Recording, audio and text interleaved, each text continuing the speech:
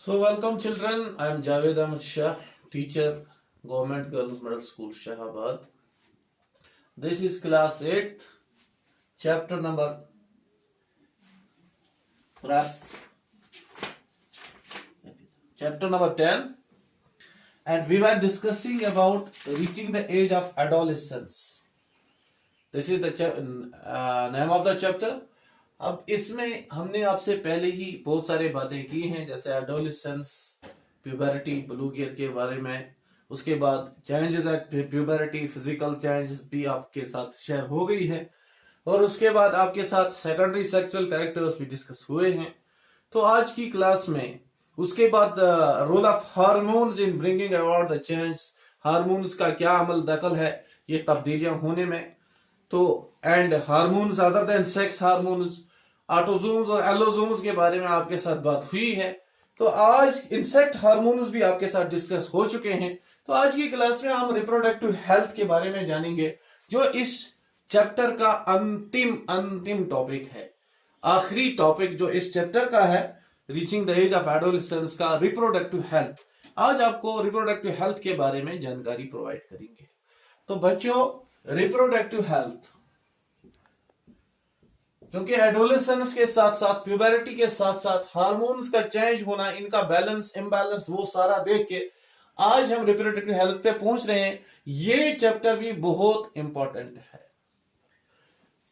तो आप जानते हो, सबसे पहले देखेंगे हेल्थ क्या है। हेल्थ, वर्ल्ड हेल्थ ऑर्गेनाइजेशन ने इसको ऑलरेडी डिस्क्राइब किया है कि it is the state of physical wellbeing, mental wellbeing, social wellbeing,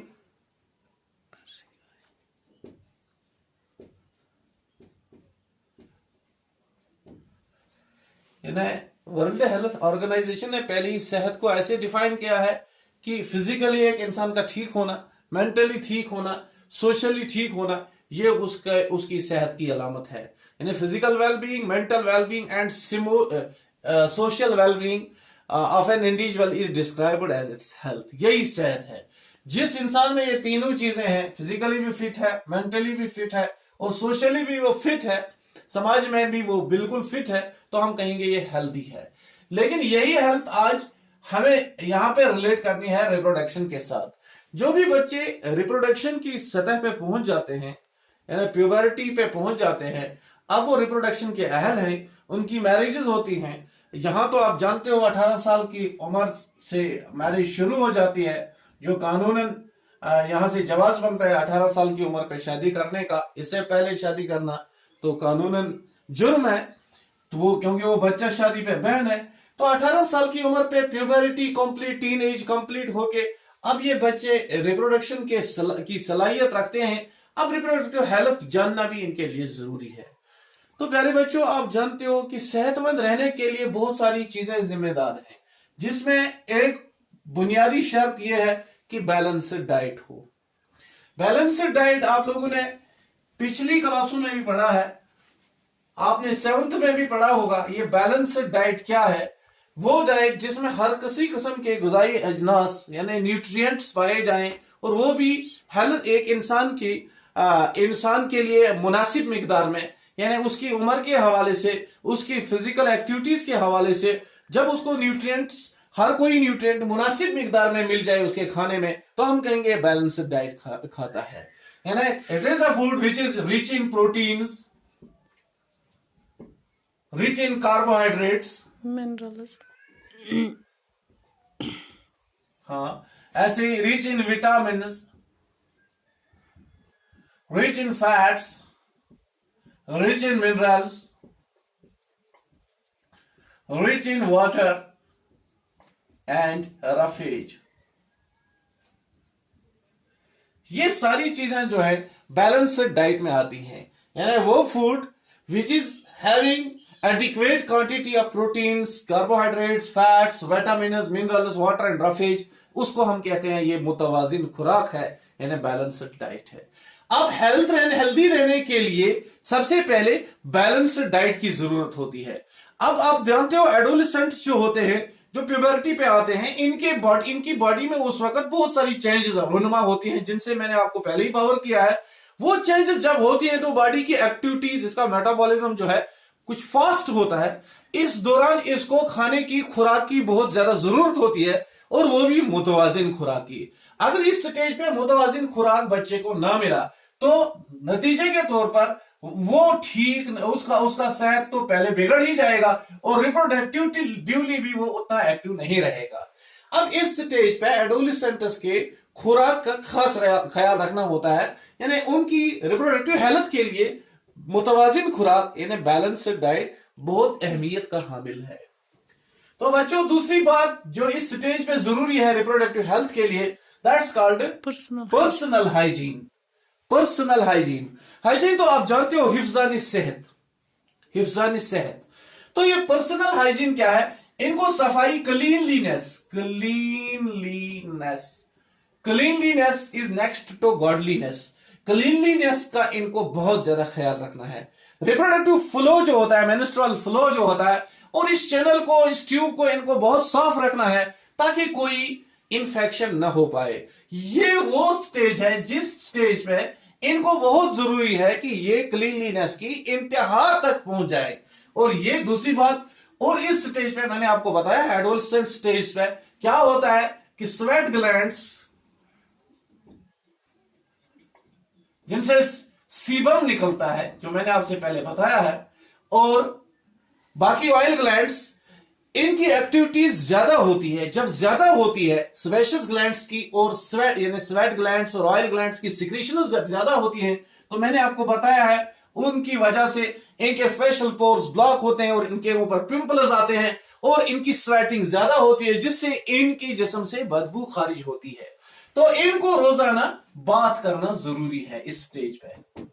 गोया कि क्लीनलीनेस, पर्सनल हाइजीन में every day they should go for बात। रोजाना सुबह नहाना जरूरी है, और इस फ्लो के पैसेज को साफ रखना इंतहाई जरूरी है, ताकि ये किसी बीमारी से बच पाए, नहीं तो इंफेक्शंस का ज्यादा खतरा रहता है। तो रिप्रोडक्टिव हेल्थ के लिए पर्सनल हाइजीन भी बहुत जरूरी, महत्वपूर्ण है। और आगे जाते हैं बेटा, इसी स्टेज पे और एक रिप्रोडक्टिव हेल्थ के लिए जो और एक चीज जरूरी है, दैट्स फिजिकल एक्सरसाइज। इस स्टेज पे फिजिकल एक्सरसाइज की भी बहुत ज्यादा जरूरत होती है। अगर फिजिकल एक्सरसाइज ठीक ना हो तो ये डल रहते हैं, जैसे ये निम्बड़ जैसे रहते हैं, ये मजदूर जैसे रहते हैं, इनकी लाइफ जो है बहुत बहुत खराब हो जाती है, ये एक्टिव लाइफ नहीं रहती है। अब एक्टिव लाइफ के लिए हेल्दी होना जरूरी है। हेल्दी होने के लिए बैलेंस्ड डाइट जरूरी है, साथ साथ में पर्सनल हाइजीन भी जरूरी है, और उसके साथ रेगुलर एक्सरसाइज भी जरूरी है। अगर कोई ज्यादा खाए और कम काम करे, खर्चा ज्यादा, ये खर्चा कम और आमदनी ज्यादा, यानी यहाँ गुज़ा का आना ज्यादा और उधर से एनर्जी को एक्सरसाइज करना कम, तो ये फैटी हो सकते हैं, बल्की हो सकते हैं, इनके ओवर फैट्स हो जाते हैं, ओबेसिटी हो जाती है, बहुत सारी कॉम्प्लिकेशंस इसके साथ जुड़ी हुई हैं। तो गोया कि इस स्टेज पे अगर ये मुतवाजिन खुराक ले रहे हैं तो रिप्रोडक्टिवली भी हेल्दी होंगे, पर्सनल हाइजीन मेंटेन करते हैं तो रिप्रोडक्टिवली भी हेल्दी हो सकते हैं, फिजिकल एक्सरसाइज का खास एहतमाम करते हैं तो रिप्रोडक्टिवली हेल्दी रह सकते हैं। और एक चीज जो जरूरी है इस स्टेज पे, अक्सर बच्चे इस स्टेज पे क्या करते हैं, डिविएट हो जाते हैं, गंदे बच्चों की कंपनी में रहते हैं। कंपनी की बहुत बहुत जरूरत होती है। आप जानते हो, आपने सुना होगा, A rotten apple spoils all its companions। एक गंदी मछली पूरे तालाब को गंदा करती है। तो आप ये जानते हो इस स्टेज पे अगर ये गंदी कंपनी में रहते हैं एडोलेसेंट्स, तो they become victim of drugs. ये ड्रग्स करते हैं, और आप जानते हो ड्रग्स का इस्तेमाल करके इनके खून में ये नशा रहता है, जिसकी वजह से इनकी सारी लाइफ आगे बिगड़ जाती है और ये ड्रग्स के आदी बनते हैं। इस स्टेज पे नो ड्रग्स, कभी भी ड्रग्स नहीं, लेकिन इस स्टेज पे ज्यादा अंदेशा रहता है, क्योंकि ये एज होती है इमोशनली इम्बैलेंस्ड होती है, जज्बात पे पूरा काबू नहीं होता है। तो बच्चे किसी कंपनी में रह के, गंदी कंपनी में रह के गंदे बन सकते हैं, ड्रग्स का इस्तेमाल कर सकते हैं, कोडीन, हीरोइन, मॉर्फिन का इस्तेमाल कर सकते हैं, जिससे इनकी जिंदगी पूरी बर्बाद होती है। तो इस स्टेज पे यह चीज भी खास ख्याल रखने का है कि नो ड्रग्स। और एक बात, इसमें कुछ रिप्रोडक्टिव हेल्थ में कुछ ताबूज हैं, कुछ ताबूज ऐसे हैं, डूज एंड डोनट्स जिनको हम कहेंगे। लोगों ने अपने मिथ्स बनाए हैं कि अब जिस बच्ची को इस वक्त मेंस्ट्रुअल फ्लो चल रहा है, मेंस्ट्रुएशन में जो इस वक्त चल रही है, जिसकी इस वक्त मेंस्ट्रुएशन हो रही है या मेहज है, तो लोग कहते हैं ये किसी बर्तन को न छुए, ये ऐसा ना करे, वैसा ना करे, ये गलत, ये गंदी है, इससे वो होगा। ये सब बेबुनियाद है, ऐसा कुछ नहीं है, ऐसा कुछ नहीं है। सफाई का एहतमाम करना है, मुतवाजिन खुराक खाना है, हिफ्ज़ानी सेहत का खास ख्याल रखना है, जिस्मानी एक्सरसाइज का खास ख्याल रखना है, ड्रग्स को बाय बाय करना है, और ये ताबूज जो हैं ये बेबुनियाद हैं, इन पे कभी कान नहीं धरने हैं। इसके अलावा एक और खास बात जो इस स्टेज पे जो जिसका हमेशा खतरा रहता है, लेकिन इस स्टेज पे ये बच्चे जो हैं, एडोलेसेंट्स, टीनेजर्स जो है, इनका इमोशनली इम्बैलेंस की वजह से क्या हो सकता है, ये कभी कभी सेक्सुअली ट्रांसमिटेड डिजीज के शिकार हो जाते हैं।